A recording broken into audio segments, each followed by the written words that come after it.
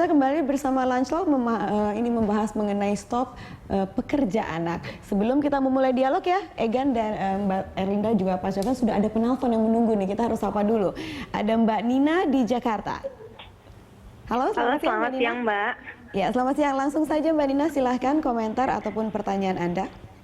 Sebenarnya sih pengen komentar, kita tuh nggak perlu jauh-jauh melihat pekerja anak sampai ke tengah laut ya, tapi tuh di Jakarta aja di kolong jembatan itu banyak.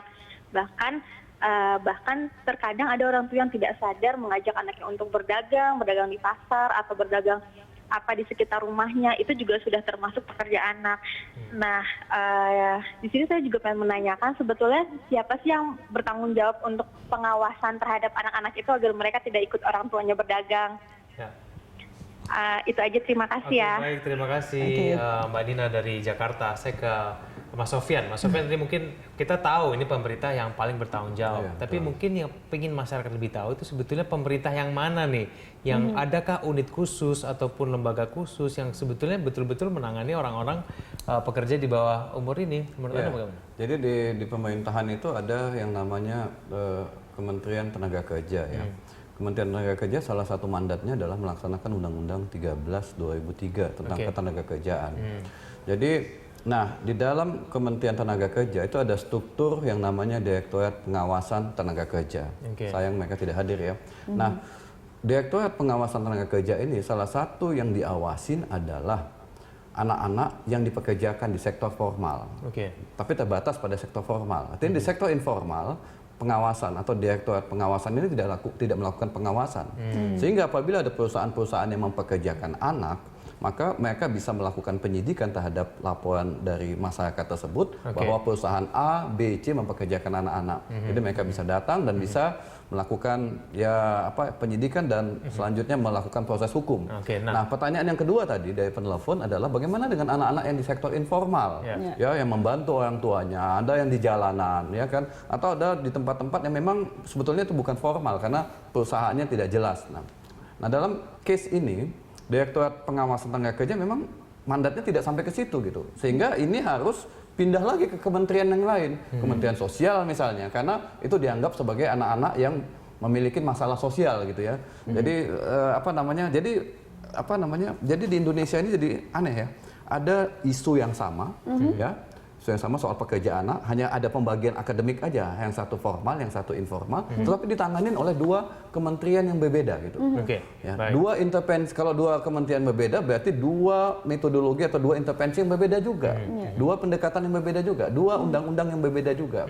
Karena itu menjadi tidak efektif memang, karena mereka akan lempar tanggung jawab. Oh, itu kan bukan bidang kami, itu kan sektor informal, itu ada di kementerian yang lain. Nah, itu yang terjadi. Mas Sofyan mengatakan tidak efektif, lalu agar efektif itu bagaimana caranya? Nah, di Indonesia kan ada Komite Aksi Nasional ya, penghapusan pekerja anak. Ya. Jadi Komite Aksi Nasional ini terbentuk dari berbagai elemen-elemen dalam masyarakat, termasuk dari sektor-sektor pemerintah.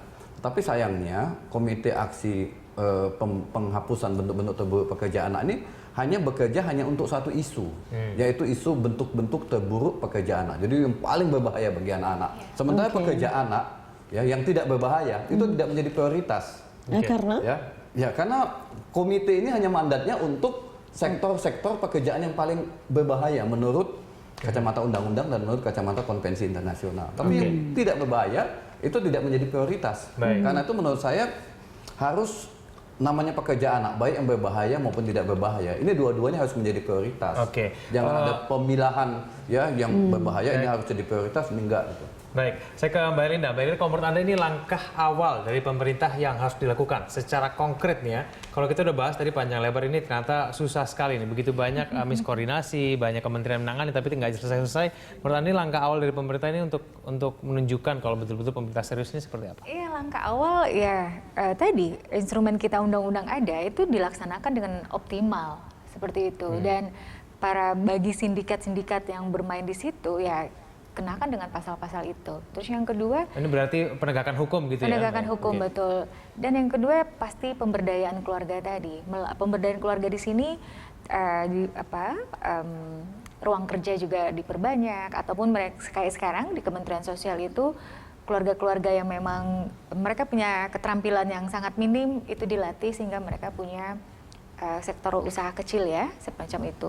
Ditambah lagi ya tadi mengubah mindset para keluarga ataupun anak Indonesia ini bahwa pendidikan itu tetap utama dan bekerja itu pendidikan yang bagus sehingga nanti bekerja pun juga nantinya baik semacam itu. Dan yang paling utama juga dari kita minta kepada anggota Dewan yang terhormat untuk sektor pendidikan itu dibesarkan karena apa? Kita udah bahagia ya mendapatkan 20% untuk sektor pendidikan. Tapi nyatanya ternyata banyak yang dipotong-potong dan ya akhirnya ke bawah sangat minim. Baik, nanti di segmen selanjutnya kita masih akan membahas kemudian langkah-langkah apa yang harus dilakukan pemerintah, mungkin langkah hukum gitu, penegakan hukum, tapi detailnya itu bagaimana kemudian? Apakah hanya sekedar menegakkan hukum saja sudah langsung selesai gitu perkara semua atau tidak? Kita akan bahas kemudian itu di segmen selanjutnya. Pemirsa tetaplah bersama kami di Lunch Talk.